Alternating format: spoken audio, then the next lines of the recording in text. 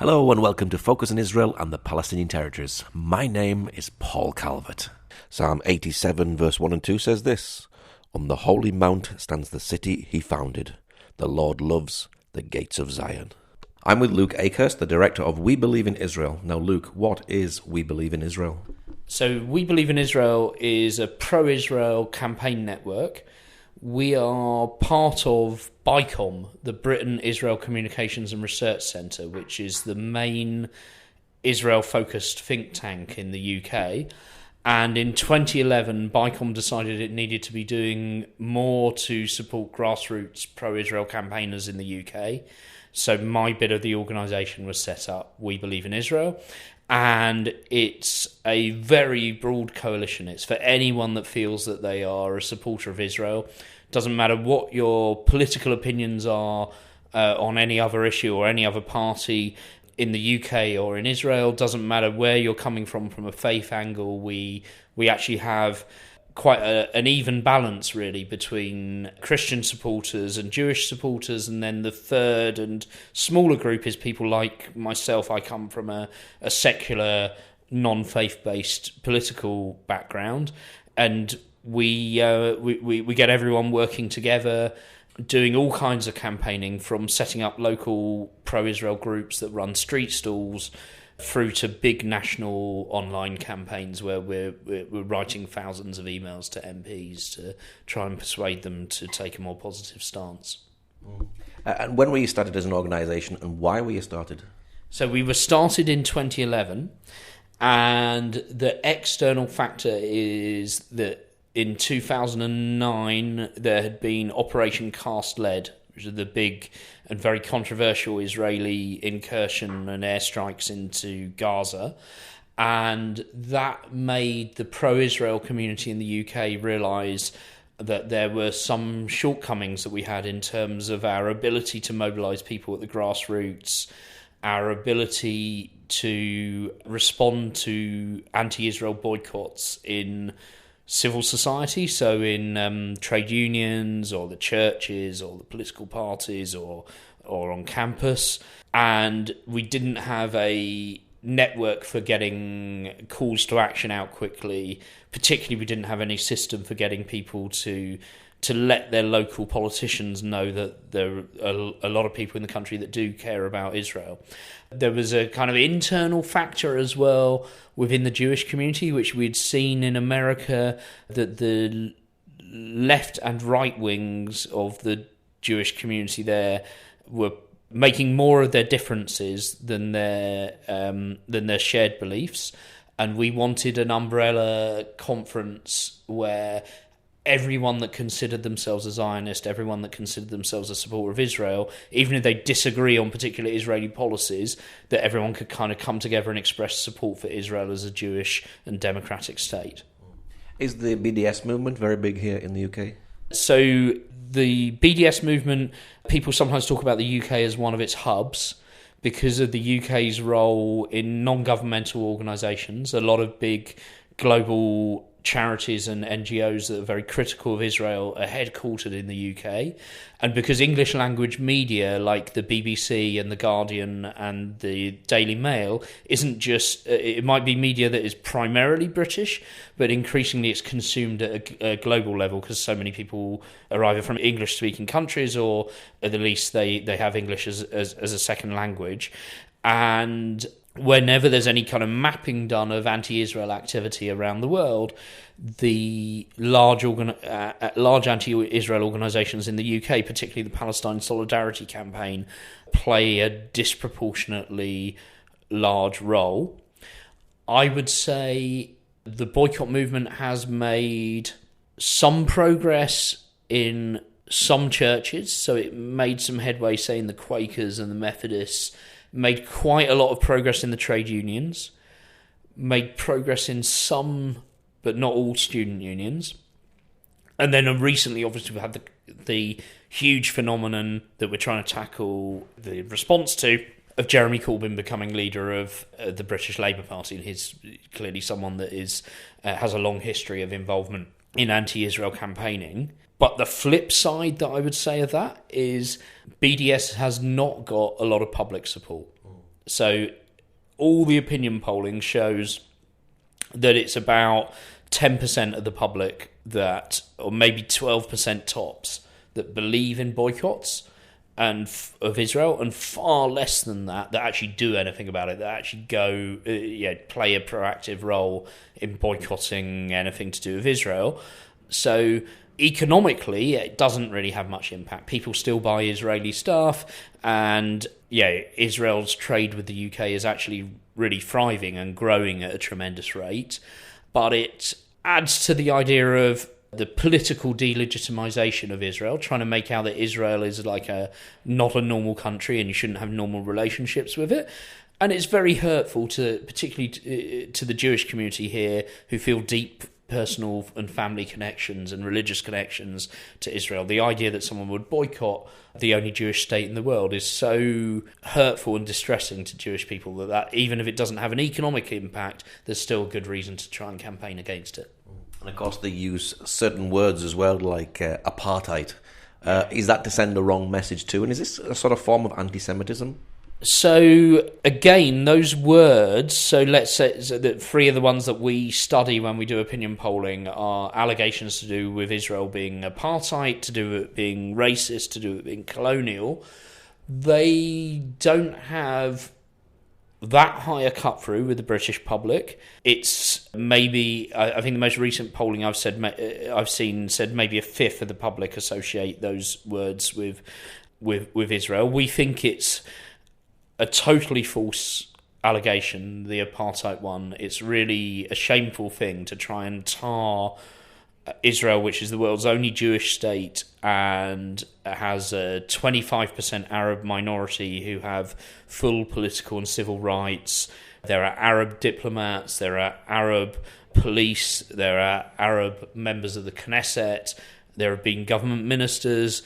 There was even a Supreme Court justice who sat on the case of the prosecution of a former Israeli prime minister. This looks nothing like South Africa, and the reality of day-to-day life in Israel looks nothing like apartheid. When you sit in a nice restaurant in Tel Aviv and you look at the next table and it's an Arab family and the one next to it is a Jewish family, this is not apartheid or separation of races or religions. Is it anti-Semitic to make the apartheid allegation? It often can be. So the International Holocaust Remembrance Alliance definition of anti-Semitism says it is anti-Semitic to deny the Jewish people the right to self-determination to their own country by saying that the state of Israel is a racist endeavour.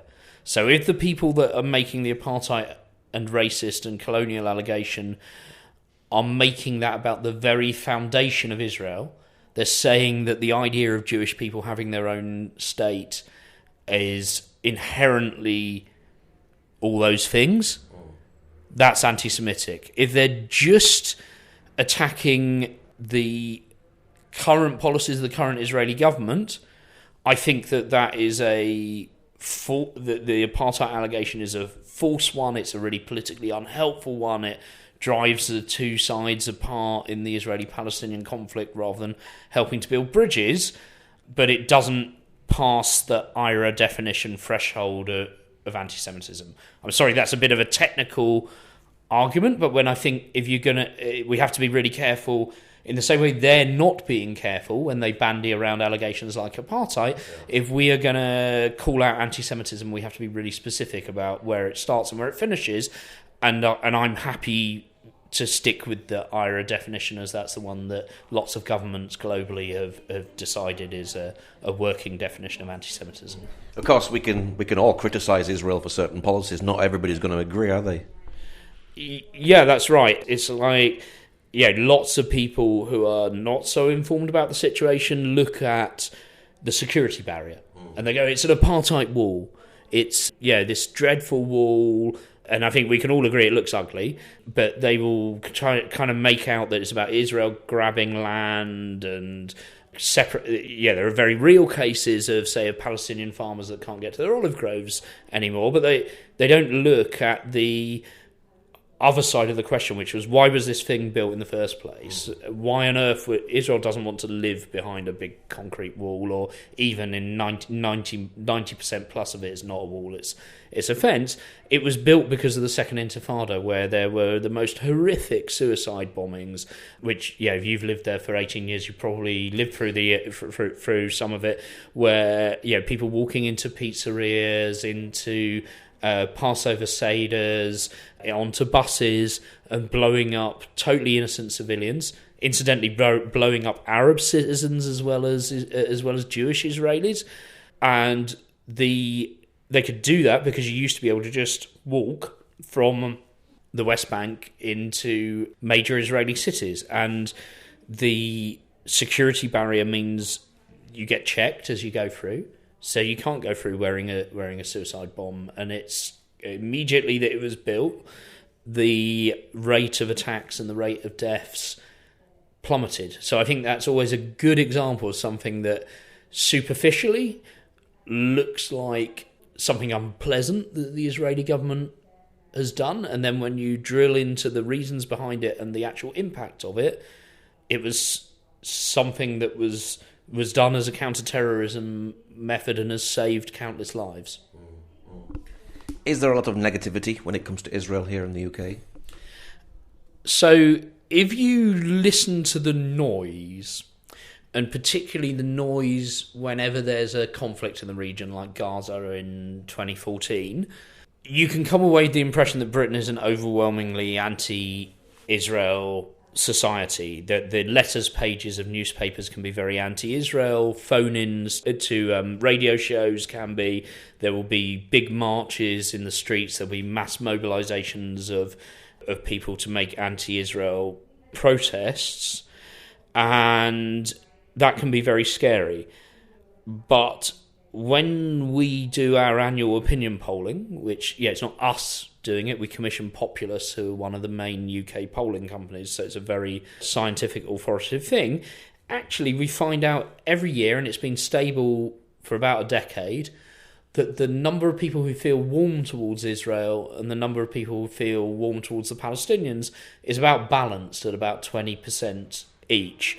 So the real picture is not as difficult for Israel as the noise can suggest. And part of the reason for my organisation is to identify who the 20% of people are that are broadly supportive of Israel.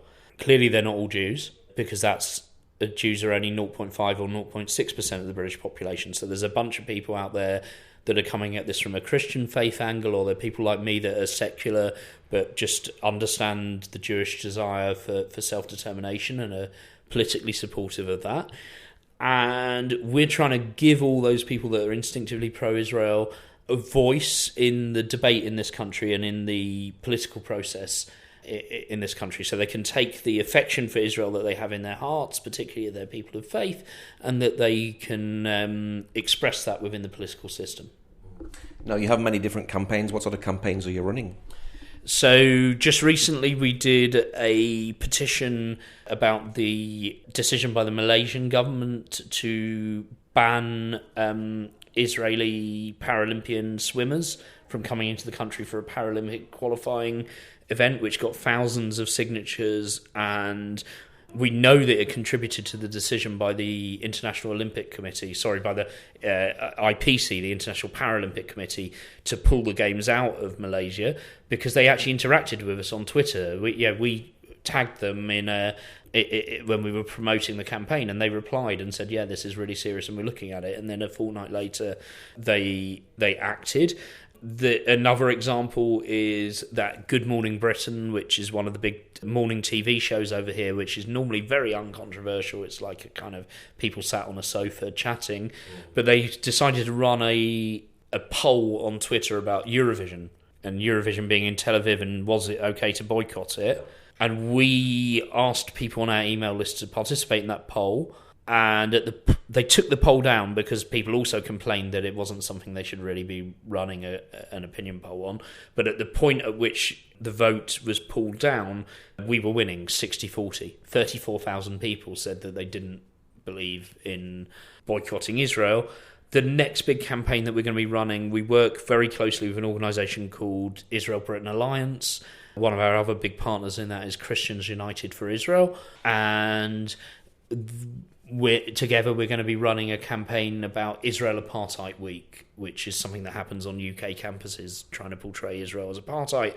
We're going to be asking people to write to their members of parliament about the way in which that can create a very alienating atmosphere for Jewish students on campus. Now, you also have a website called Israel Hate Watch. Tell us a bit about that.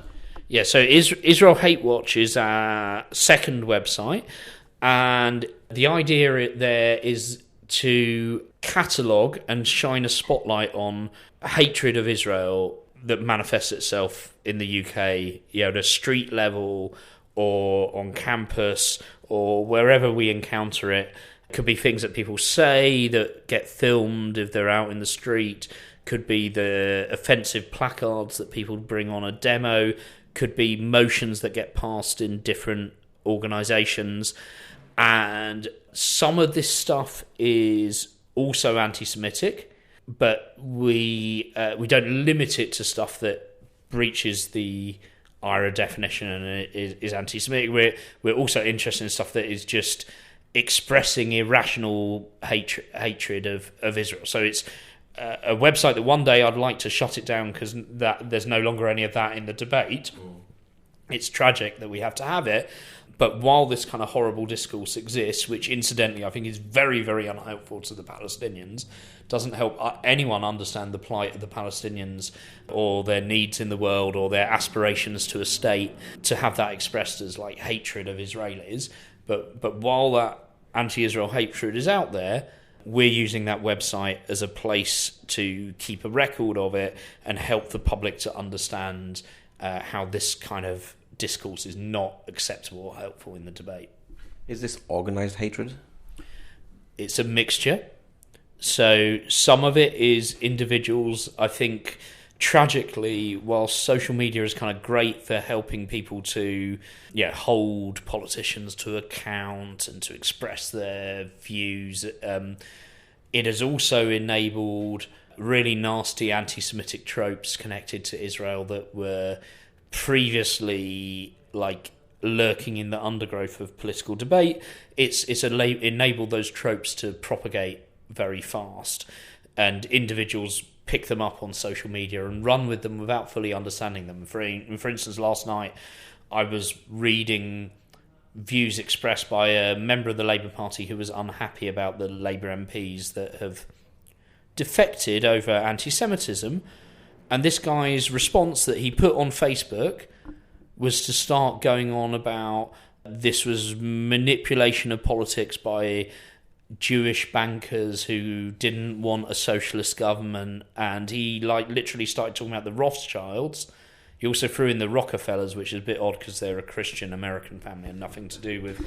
but he kind of thought that they were all Jewish names. So that's like individuals just picking up old lies and being influenced by them. Groups that go out and campaign and do it in a hateful way, they tend not to be so blatantly anti-Semitic, but they can still make very offensive allegations about Israel that have echoes of anti-Semitism. So for kind of implying that Israel in any conflict to do with Gaza is somehow relishing the deaths of civilians has an echo of the blood libel which existed in medieval Christian anti-Semitism. And it's whether that's a conscious echo or not, it's certainly something that they ought to be more careful about. But when it's an organised group where someone's actually sat down and thought about what do we publish, it tends to be a little bit more cautious and a bit less obvious in the way it's expressed. And then you get stuff where the mainstream of a demonstration might be anti-Zionist and they don't want Israel to exist as a state. You could put up a good case that that's actually anti-Semitic. Why would you deny Jewish people their right to a state if you're not denying it to anyone else? And the official placards will just kind of be anti-Zionist, but people will turn up with ones that they've made at home that are more explicitly anti-Semitic, like the substitution of swastikas for Magen Davids, or the portrayal of Netanyahu as though he's a Nazi, or out-and-out allegation, it's kind of Israelis are baby killers type stuff, which is a blood libel, or Rothschild's conspiracies, and people can't resist bringing that kind of placard along. I mean, I really, it's very disturbing and alarming that you sat at home and you're going to go on a protest that's about a conflict involving the world's only Jewish state, and you don't stop and pause and think, it's really important that I don't bring an anti-Semitic message to this. I mean, if I was angry enough about Israel being in a conflict situation with the Palestinians, I would hope that the placard I would bring would say peace now or ceasefire now. I hope it wouldn't pile into the Israelis making comparisons or insinuations or tropes that echo traditional anti-Semitism. And you just have to kind of ask yourself why the pro-Palestinian movement, they're just an anti-Israel movement, why they don't police themselves more. They know the sensitivities in this debate. They know that it actually harms their own cause to associate it with anti-Semitic tropes. They don't seem to make all the efforts that they could do to ensure that their demonstrations or their events are free of this kind of stuff. Now, you're not Jewish, but you're a Zionist. Yeah. Why do you love Israel? So it's partly family background, that my grandfather served in the army in World War II with at least one, I think maybe more than one Jewish comrade in the army who he stayed friends with after the war, and I met these people when I was a kid, when they were elderly.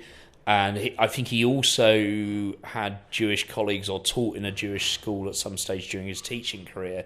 So the background I heard from my mum and my grandfather was to be sympathetic to the Jewish community, to understand what they'd gone through in the Holocaust, and to understand the need that they had for a Jewish state, and historical events that were kind of near to me being a young kid. But I was born in 72, so 67 Six-Day War was kind of there in the background, and the early things I heard about that were to understand that Israel had been defending itself against neighbouring powers that were basically trying to repeat the Holocaust in what they were doing. And then I arrived with that family background at university and made friends with a lot of people from the Jewish society, because we had common calls. I mean, I was kind of interested in their culture and where they were coming from. I was intrigued by it. I hadn't met Jewish people my age before, and made common calls with them in opposing extremism on campus, people like the Socialist Workers' Party. So I was very involved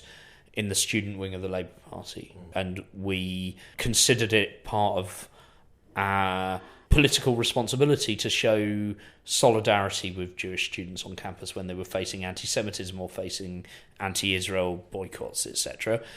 And all of the connections I've had with Jewish people here in the UK have kind of reinforced that sense of wanting to show solidarity. The more you learn about the Jewish community, the more admirable it is, and the more you understand the historic suffering of the Jewish people. And then I didn't actually get to visit Israel until Labour Friends of Israel took me there in 2005. So this is a long time after I was already involved in the issue. But then in my current job, I've been back, at least a dozen, maybe 15 times. And every time it is so inspiring. The history of the place is amazing. The landscape and the beauty of the country is amazing. The resilience and vibrancy and energy of the people is so amazing. The sense of a country with a very deep, long history, going back to biblical times, but also because of the 2,000 years of exile of a very new country that's only just celebrated its 70th birthday, and of people pioneering, really, and trying to do something that in world historical terms is huge, to restore a people that were in exile for 2,000 years and oppressed and suffering from racism and totally downtrodden and had no self-governance at all, to restore them to the dignity and the security and the safety of a nation state. That is an amazing, inspiring story, and every time I go there, I come back feeling so uplifted. You'll see the parallel there with the Jewish phrase Aliyah. I'm not qualified. I don't qualify to make Aliyah, but I get how if I'm feeling 10% of the feeling that a Jewish person gets when they in Israel, then yeah, I get it. If there's anyone listening that hasn't visited, you must go. It's an amazing country. What's your website, finally, for people who'd like to know more about the work that you do? Yeah, so it's www.webelieveinisrael.org.uk. Please do go there. There are campaigns you can participate in, and you can sign up for our emails, and that's the best way to keep in touch with us. Okay, Luke, thank you very much. Thank you. Great to talk to you. If you'd like to know more about our show, you can join us on Facebook. Just look for Focus on Israel-Radio. Ezekiel 37 verse 4-6 says this, Again he said to me, Prophesy to these bones, and say to them, O dry bones, hear the word of the Lord. Thus says the Lord God of these bones, Surely I will cause breath to enter into you, and you shall live. I will put sinners on you, and bring flesh upon you, cover you with skin, and put breath in you, and you shall live. Then you shall know that I am the Lord, and the Jews will receive the real shalom peace.